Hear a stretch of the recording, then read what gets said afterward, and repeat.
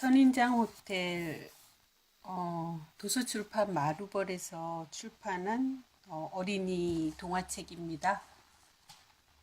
브렌다 기버슨 글, 미간 로이드 그림, 선인장 호텔.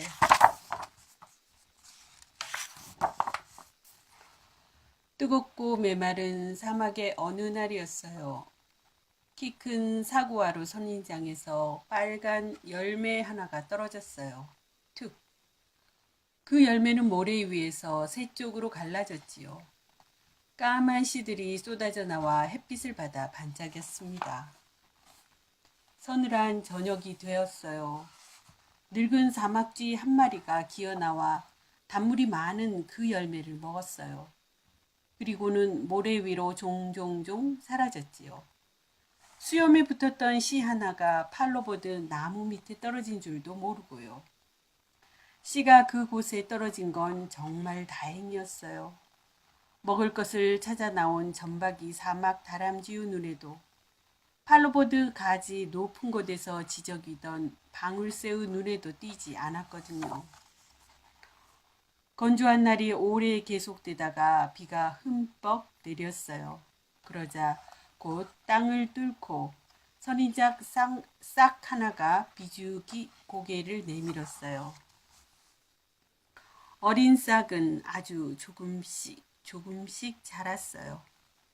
팔로보드 나무가 뜨거운 여름 벽과 추운 겨울밤을 지켜주었지요.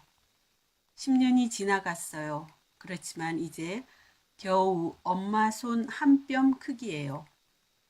가시 사이로 사막개미가 오르내릴 만큼 밖에는 안 되었지요. 비가 내리고 꽃들이 곱게 피어났어요. 선인장은 긴 뿌리로 물을 듬뿍 빨아올려 통통해졌지요. 젊은 사막쥐 한 마리가 기어나와 팔로보드 나무에서 똑똑 떨어지는 물을 받아 마셨어요. 그리고는 보금자리를 꾸미기 위해 총총히 떠나갔습니다. 비가 오지 않을 때면 선인장은 몸속에 모아둔 물로 자랐어요. 그러면 통통했던 몸이 곧 홀쭉해졌지요. 팔로보드 나무가 작은 잎들을 떨구었습니다. 그래도 선인장을 가릴 만큼의 그늘은 늘 남아있답니다. 25년이 지났습니다. 선인장은 이제 5살 어린이 키만 해요. 큰 토끼 한 마리가 선인장 그늘에서 쉬면서 선인장을 갉아먹었어요. 그러다 저만 늑대가 어슬렁거리자 바로 옆의 구멍 속으로 들어가 버렸어요. 50년이 지났습니다. 선인장은 엄마 키 2배만큼 자라 늙은 팔로보드 나무 옆에 곱고 늠름하게 섰지요. 그리고 태어난 뒤 처음으로 하얗고 노란 꽃을 꼭대기에 피웠답니다. 그때부터 선인장은 해마다 봄이면 꽃을 피웠습니다. 그것도 딱 하룻밤 피었다가 뜨거운 낮이 되면 바로 져버렸지요. 꽃들은 사막 친구들에게 어서 오라고 손짓하는 듯이 보였습니다. 새와 벌, 박쥐들이 꿀을 먹으러 끊임없이 모여들었지요. 꽃이 지고 열매가 달렸습니다. 한 달이 지나자 그 열매는 아주 빨갛게 익어 벌어졌지요. 도마뱀 무늬 딱따구리가 열매를 먹으러 왔다가 안전하고 먹이가 많은 선인장에서 살기로 했습니다. 이 사막에서 새 호텔을 짓기에 딱 알맞은 곳을 찾은 것입니다. 딱따구리는 곧 일을 시작했습니다. 도구는 길고 딱딱한 불이 하나였어요.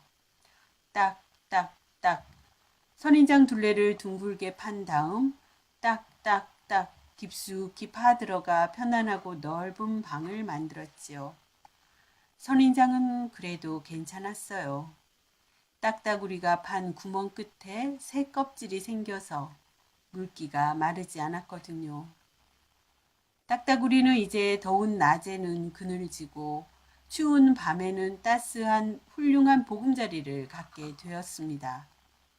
그 대신 선인장은 몸에 해로운 벌레들을 딱따구리가 잡아먹어 병에 걸리지 않게 되었지요. 60년이 지났습니다. 선인장 호텔은 아빠 키 3배만큼이나 되었어요. 옆에서 큰 가지가 뻗어 호텔도 더 넓어졌습니다. 딱따구리는 이제 새 구멍에서 삽니다. 전에 쓰던 구멍은 난쟁이 올빼미가 들어와 살고요. 그 위 옆 가지에는 흰줄 비둘기가 둥지를 틀었지요. 새들은 가시가 난 선인장 꼭대기에 살면서 사나운 동물로부터 몸을 지킵니다. 사막은 온통 개미와 쥐, 도마뱀과 뱀, 토끼와 여우들이 사는 크고 작은 구멍들로 가득합니다. 150년이 지나자 선인장에도 크고 작은 구멍들이 수없이 생겼지요. 이제 이 거대한 선인장은 더 이상 자라지 않았어요. 아빠 키 10배나 되는 키에 가지는 7개나 뻗었습니다. 무게는 8,000kg, 자동차 5대를 합한 것만큼 무거웠지요.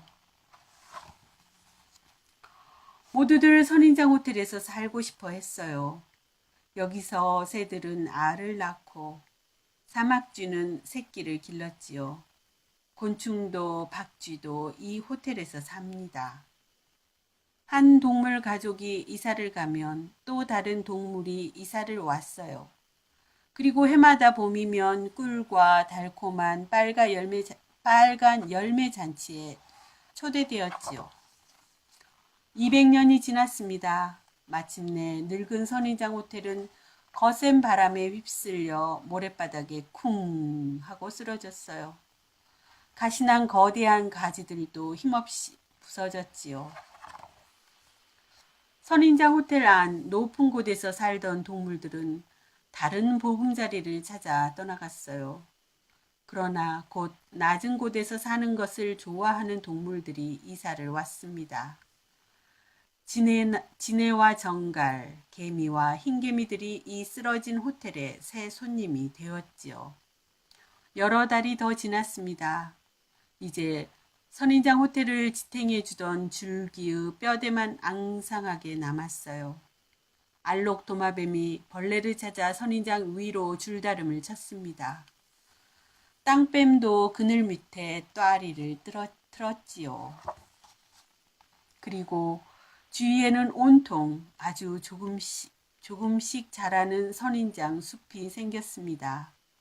이 가운데 몇은 뜨겁고 춥고 비오고 메마른 날들을 다 견뎌내고 또 다른 선인장 호텔이 될 만큼 크게 자라나겠지요.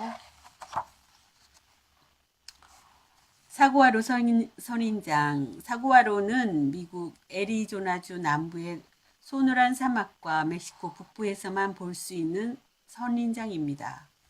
이 선인장이 사는 넓은 지역에는 사구아로 숲이라는 팻말이 붙어 있습니다. 숲이라니 좀 이상하지요? 우린 보통 나뭇잎이 우거져 있는 곳을 숲이라고 하는데 사구아로에는 잎이 없으니 말이에요. 사구아로에는 잎이 없습니다. 넓은 잎을 가진 나무는 하루에 380리터, 물 양동이 20개 정도의 물을 증발시키지만 선인장은 하루에 물 1컵 정도밖에 잃지 않도록 잎의 모양이 가시처럼 바뀌어져 있습니다.